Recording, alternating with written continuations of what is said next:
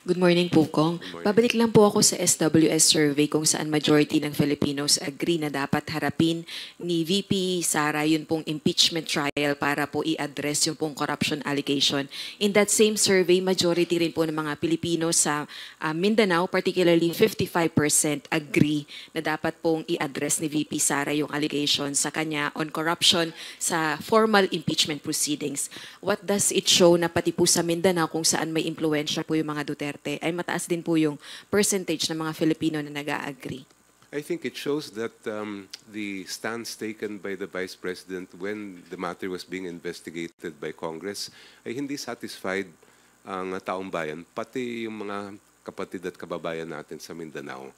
And I think it's about time that there be more transparency. Kasi ang pinag-uusapan naman natin dito, hindi pera ng isang tao lang, pera ng buong bansa yan.